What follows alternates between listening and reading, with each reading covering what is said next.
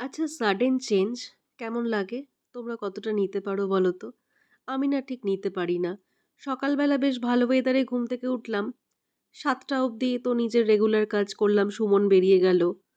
৮টা থেকে দেখলাম ওয়েদারটা খারাপ হচ্ছে। ৮:৩০ এরকম ঝমঝমিয়ে বৃষ্টি নেমে এলো, সাথে ঝড় আর বজ্রবিদ্যুৎ বাজ পড়েছে কোনো কোনো জায়গায়।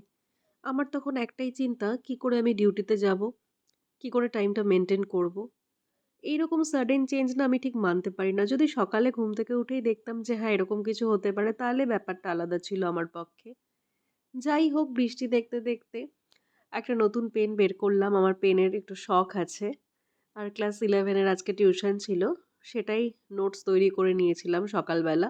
আমি একটু লেসন প্ল্যান করে নিই যে কি, কি পড়াবো না পড়াবো। তারপরে ব্রেকফাস্টে আম খেয়ে বৃষ্টি কমলে বেরিয়েছিলাম ডিউটিতে। ডিউটি থেকে বাড়ি ফিরে একটু রিক্রিয়েশনের জন্য একটা র্যান্ডম মুভি জাস্ট ল্যাপটপে দেখতে শুরু করে দিয়েছিলাম।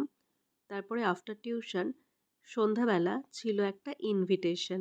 সেখানে যাওয়ার জন্য রেডি হয়েছি। দেখো লুকটা কেমন লাগছে।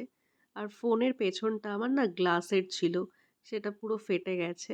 মানে হাত থেকে পড়ে গিয়ে এরকম হয়েছে। তো সেটাকে ইগনোর করো। চলো এখন আসছি, বাই।